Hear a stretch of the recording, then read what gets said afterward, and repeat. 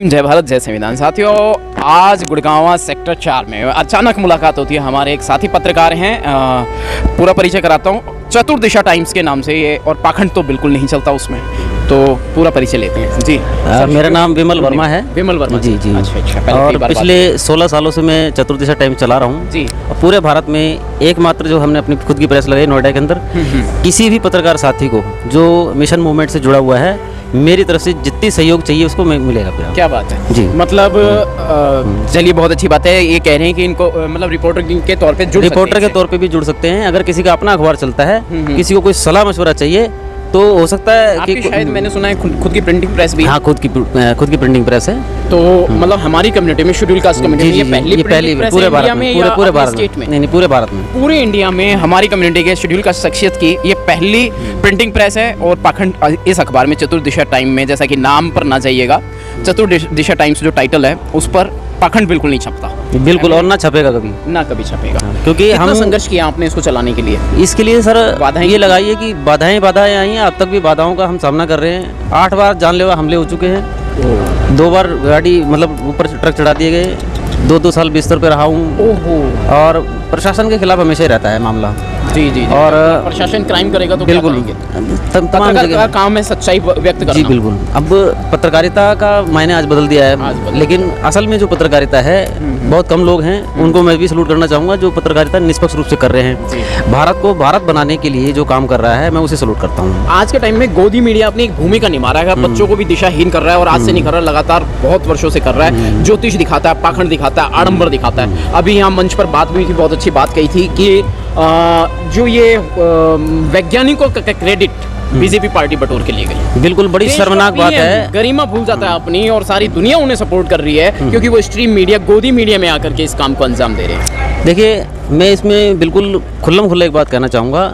यदि देश में मतदान से कोई प्रधानमंत्री बनता, शाबाश, बहुत बढ़िया, तो फिर वो व्यक्ति जनता की दुख को समझता, उनकी समस्याओं को समझता और उसके निदान के लिए काम करता। लेकिन जिस व्यक्ति ने मशीन को हैक करा करके प्रधानमंत्री पद पाया हो, या सरकार में इस तरीके के लोग आ गए हों, वो जनता की बात न कभी सुनेंगे और ना ही सुनना चाहेंगे, क्योंकि उनका अपना एक मैनिफेस्टो है, अपना एजेंडा है। से लाने वाली बिल्कुल निश्चित तौर पर को खत्म किया जा रहा है। निश्चित तौर पर ये हिंदू देवी देवताओं के चित्र छापे जा रहे हैं। निश्चित तौर पर बाबा साहेब के त्याग और परिश्रम, माता रमाबाई अम्बेडकर, त्याग मूर्ति माता जी का सब कुछ भूलते जा रहे हैं। ये लोग भूलते नहीं जा रहे हैं, उनको सब कुछ मालूम है, लेकिन उसको ये इग्नोर कर रहे हैं। उद्देश्य क्या है? उद्देश्य एक ही है, इस राष्ट्र को हिंदू राष्ट्र बना के मनुस्मृति के तहत गुलाम बनाना। यूसीसी भी उसी का एक मॉडर्न, बिल्कुल। बहुत सारे, जितने आप ये देखिएगा कि जितने भी इन्होंने कानून बनाए हैं, सारे के सारे जन विरोधी हैं, किसान विरोधी हैं, दलित विरोधी हैं, अल्पसंख्यक विरोधी हैं। बिल्कुल सही कह रहे हैं। अब जो भी कानून ये बना रहे हैं, सारे विरोधी कानून हैं, उसके बावजूद भी आवाज़ नहीं उठा रहे हैं। कुछ लोग बोलते हैं ना कि भाई इतनी सारी पार्टियां आवाज़ नहीं उठा रही हैं। क्यों उठाएंगी? क्योंकि अब आप इस देश के अंदर, देश 1947 में आज़ाद हुआ, लेकिन वो आज़ादी किसको मिली? जिनको मिलनी चाहिए थी, जिनको मिलनी चाहिए थी, आम आदमी को, इस देश के नागरिक को मिलनी चाहिए थी।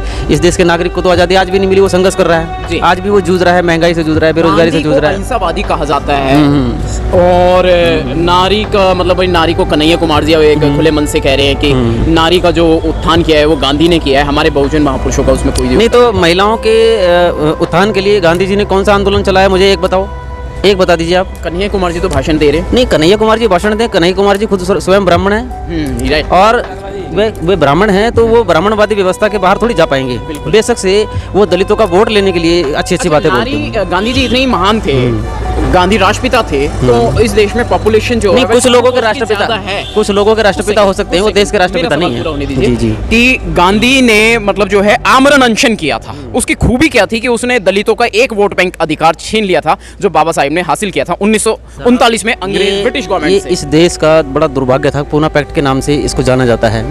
गांधी जी ने आमरण अनशन किसी के भले के लिए नहीं, केवल मनुवादी व्यवस्था को कायम रखने के लिए रखा गया। उन्होंने ये भी कहा था, एक समय पे लोग भूल गए होंगे, या उन्होंने इतिहास ठीक से पढ़ा नहीं है, उन्होंने ये भी कहा है कि अगर जो ये शेड्यूल कास्ट लोग हैं अलग हो जाएंगे देश से, या कहीं और चले जाएंगे, बाबा साहब ने कुछ और ही कर रहे थे, तब आरक्षण की बात आई थी सामने, तो गांधी ने ये सब रखा। लेकिन उस समय ये कहा था कि भाई ये अगर हट जाएंगे तो हम शासन किस पे करेंगे।